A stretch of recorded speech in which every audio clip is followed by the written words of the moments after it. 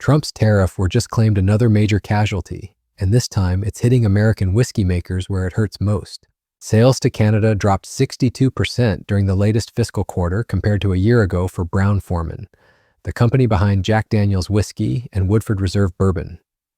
But what makes this story fascinating isn't just the numbers, it's how Canada's retaliation strategy proved more devastating than Trump's original tariffs, and how a single phone call between Prime Minister Mark Carney and Donald Trump just changed everything.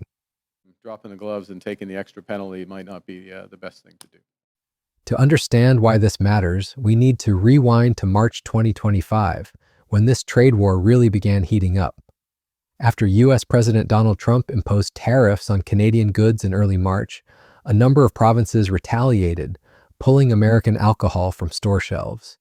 This wasn't just a symbolic gesture, it was economic warfare with precision targeting. The impact was immediate and brutal. American alcohol remains off the shelves in many Canadian provinces, creating what Brown-Forman's CEO Lawson Whiting called a situation that was worse than a tariff, because it's literally taking your sales away, completely removing our products from the shelves. But you never know with President Trump. He could pull the carpet out from underneath us in a heartbeat, like he has before, or they get rid of their tariffs, and then we'll bring the booze back into the LCBO. And if they don't, then they aren't getting any booze on our shelves. Chris Swanger is the president and CEO of the Distilled Spirits Council of the United States, and he joins me now. Hi, sir. Thanks for coming on. Hi, thanks for having me. So Ontario Premier Doug Ford said today that the province does not have any plans to bring American alcohol back. He is taking a hard line. He says until the American tariffs are lifted or there's a renegotiated. Think about that for a moment. When you can't even get your product to consumers, tariffs become irrelevant. But here's where the story gets interesting. Canada wasn't just throwing punches randomly. This was strategic economic targeting at its finest. Canada accounted for only 1% of the company's total sales, according to Brown-Forman's CEO, but the psychological and symbolic impact was massive. Canada had found a pressure point that hurt American companies in ways that traditional tariffs couldn't match. The scale of this boycott was staggering. The Liquor Control Board of Ontario, one of the biggest importers of American alcohol to Canada, representing 3,600 products, said in a statement it ceased the purchase of all U.S. products. We're talking about an entire infrastructure of alcohol distribution suddenly going dark for American brands. To put this in perspective, in Nova Scotia, that's worked out to 587,153 units of product. That was property of the Nova Scotia Liquor Corporation just sitting in warehouses, unable to reach consumers. Multiply that across multiple provinces, and you're looking at millions of bottles of American alcohol effectively quarantined from the Canadian market. Brown-Forman wasn't the only company feeling the pain. Given the early response we've seen in Canada, we wouldn't be surprised if aggressive U.S. trade policy leads to consumer boycotts on other American brands beyond whiskey. Budweiser, Hershey, Heinz warned analyst Robert Moskow from TD Cowen. The boycott was threatening to spread beyond alcohol into a broader rejection of American consumer goods. What made Canada's strategy so effective was its surgical precision. 55% of the liquor manufacturer's sales come from outside the U.S., and bourbon laws require domestic production so it cannot be produced internationally. This created a perfect storm. Companies like Brown-Forman couldn't simply shift production to avoid tariffs, and they were losing access to international markets that represented the majority of their sales. The timing couldn't have been worse for American spirits companies. Following a pandemic peak in 2020 through 2022, spirit companies have been contending with slowing sales. Brown-Forman first sounded the alarm in 2023 when it reported whiskey sales were falling. A stark contrast compared to a year prior when they were soaring by double-digit percentage points. The Canadian boycott was hitting an industry already struggling with declining demand. But here's where the story takes a dramatic turn. Last week, something fundamental shifted in this trade war. Canada will remove all tariffs on goods from the United States that are covered by the Canada-US-Mexico Agreement by September 1, Prime Minister Mark Carney announced on Friday. This wasn't just about tariffs, it was about completely resetting the relationship between the two countries. The catalyst for this change was a phone call that might have saved the American spirits industry. Friday's announcement follows a phone call between Carney and President Donald Trump, the first known call between the two since failed talks before the August one tariff deadline. A readout of the Thursday call from Carney's office called the conversation productive and wide-ranging, with both leaders agreeing to reconvene soon. Carney said Friday that Trump assured him that dropping retaliatory tariffs will kickstart negotiations between the two countries. This represents a complete reversal from the confrontational approach that had dominated Canada-US relations for months. Instead of escalating the trade war, both sides were suddenly talking about de-escalation and renewed cooperation. Canada's Trade Minister Dominic LeBlanc is in Washington, D.C. for crucial trade talks with U.S. Commerce Secretary Howard Lutnick, marking what could be a potential breakthrough after Canada dropped some retaliatory tariffs last week. Minister Dominic LeBlanc is here right now in Washington. He met with Donald Trump's Secretary of Commerce, Howard Lutnick, this morning and posted a photo online calling it a productive meeting.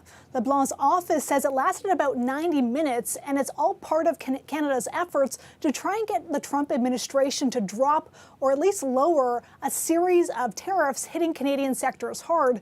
Here's what the Prime Minister said today. Aluminum, steel, autos, copper. They happen to have a specific on copper, and then, of course, lumber, softwood lumber, which has been an issue. So those are the areas where immediately we are focused on improving the outcomes. In order to do that, we will have to look at other areas where we can have win-win cooperation, other areas.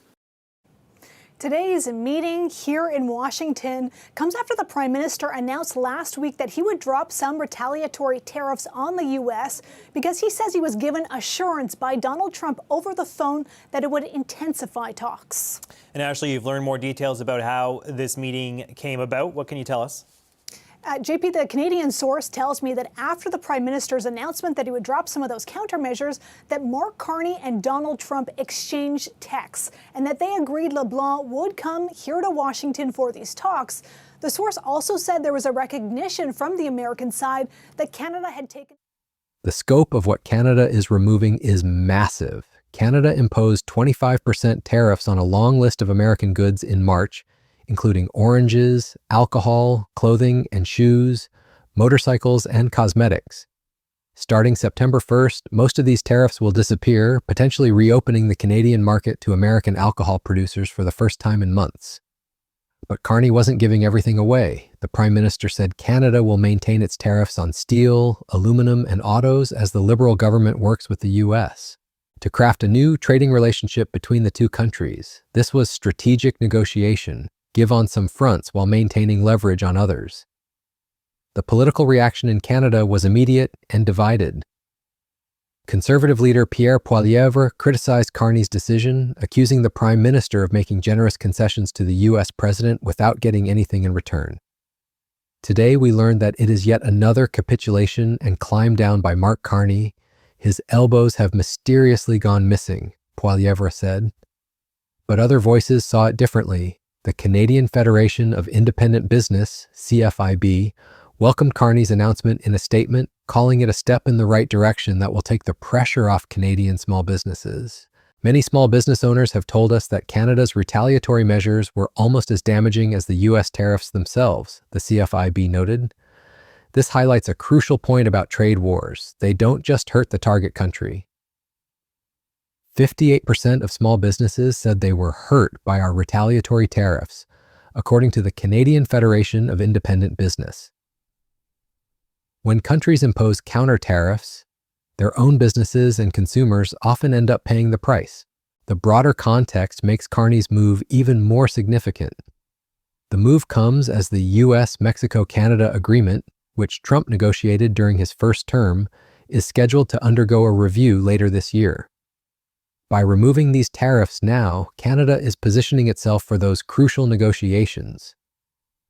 The United States-Mexico-Canada Trade Pact, or USMCA, is up for review in 2026, and Carney called the pact a unique advantage for Canada at a time when it is clear that the U.S. is charging for access to its market.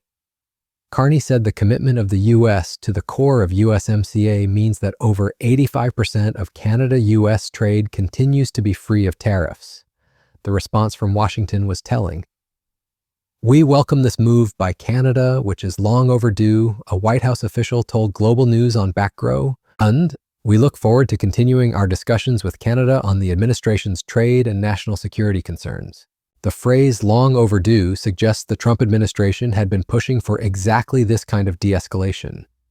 For American spirits companies like Brown-Forman, this could be a lifeline. The company has been struggling not just with the Canadian boycott, but with broader industry challenges.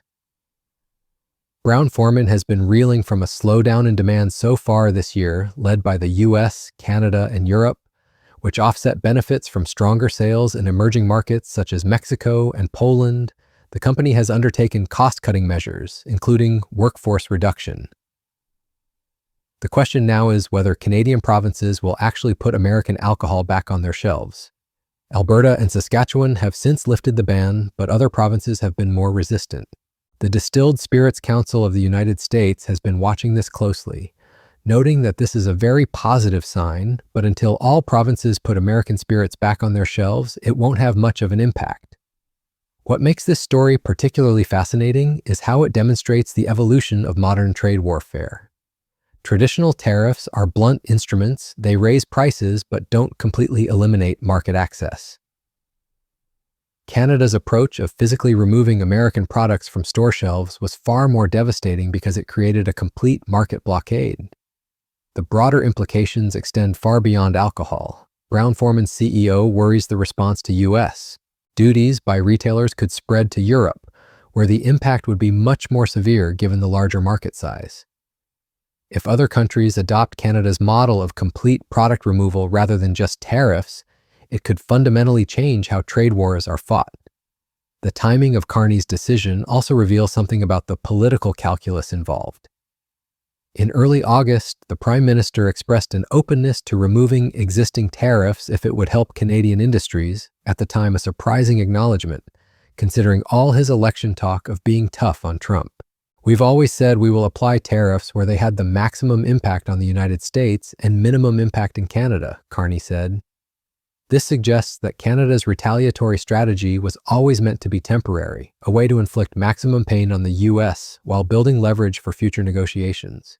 The 62% drop in Brown-Forman's Canadian sales wasn't just collateral damage.